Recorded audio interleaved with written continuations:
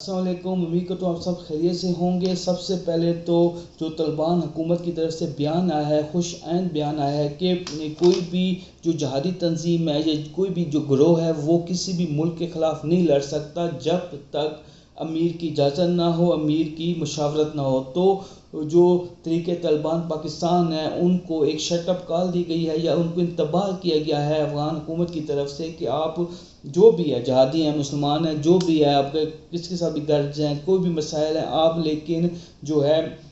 نہیں لڑ سکتے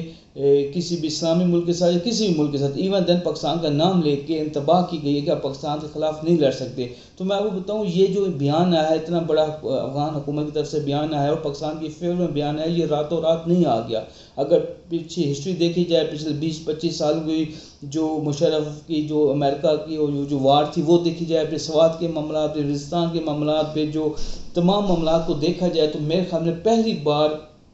جو ہے افغان حکومت کی طرف سے پاکستان کو سپورٹ کی گئی ہے اور پاکستان کے لیے پازیٹیو جو ہے وہ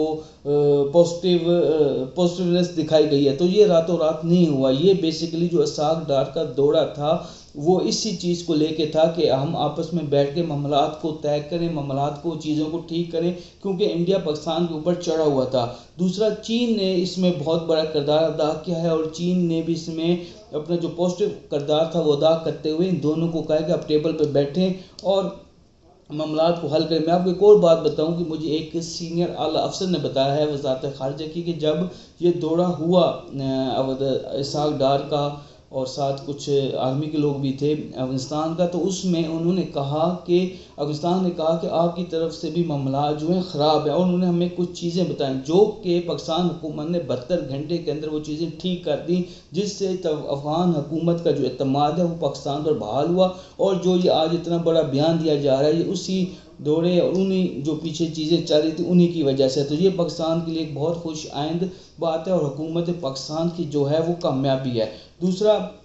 جیسے جیسے جنگ جو ہے وہ پرانی ہوتی جا رہی ہے، جیسے جیسے جو پاکستان انڈیا کو مارکا ہوا تھا وہ پرانا ہوتا جا رہا ہے، ویسے ویسے پاکستان کی جو انٹرنل پولیٹکس ہے وہ دوبارہ سے گرم ہوتی جا رہی ہے۔ علیمہ خان کا بیان بھی آیا، پھر آپ نے دیکھا کہ جب ابھی لاسٹ علیمہ خان کی میڈیا ٹاک تھی تو وہ جو کچھ ڈاؤٹ پرسنالٹیز تھی پی ٹی آئی کے اندر، جو کچھ ڈاؤٹ فل لوگ تھے جو وکٹ کے دونوں طرف کھیل رہے تھے، وہ علیمہ خان کے پیچھے کھڑے ہوئے نظر آئے۔ تو جو چیزیں ہیں، اب جیسے حفیظ اللہ نیازی نے کہا ہے کہ اور بھی ایک دو ویلاگرز نے کہا ہے کہ 5 جون تک جو عمران خان ہے وہ رہا ہو جائیں گے، میز عید سے پہلے رہا ہو جائیں گے۔ تو میں اس نے سوچ رہا تھا کہ یہ کیا ہے، یہ کیا معاملات ہے۔ بیسیکلی پاکستانی عوام کو یا جو عمران خان کے چاہنے والے ہیں ان کو ٹھنڈا رکھنے کے لیے، ان کو گرم جوش رکھنے کے لیے، ان کو ایک ٹریک پہ رکھنے کے لیے، ان کو ان کی امید کو برقرار رکھنے کے لیے اس طرح کی جو چیزیں وہ کی جاتی ہیں تاکہ وہ امید نہ چھوڑیں۔ ادروائز میرے خیال میں جو پاکستانی عوام ہے جو خاص طور پر عمران خان کے چاہنے والے ہیں، جو کہ آپ کو پتہ ہے وہ کتنے، وہ ایک ٹرک کی بتی کے پیچھے لگے ہوئے ہیں۔ کبھی ویلاگرز کیا کہتے ہیں، کبھی کیسی خبریں جاتی ہیں، کبھی مذاکرات ہو رہے ہیں۔ میں ابھی بھی اس بات پہ اپنے جو میری بات تھی کہ مذاکرات بیک ڈور ہو رہے ہیں اور کافی مذاکرات جو ہیں وہ کامیاب بھی ہو چکے ہیں اور 2 یا 3 پوائنٹس ہیں جو کہ رہ گئے ہیں۔ تو وہ چیز تو بالکل ٹھیک ہے کہ بیک ڈور چیزیں چل رہی ہیں، لیکن اتنی جلدی جو رہائی ہے وہ ممکن نہیں ہے۔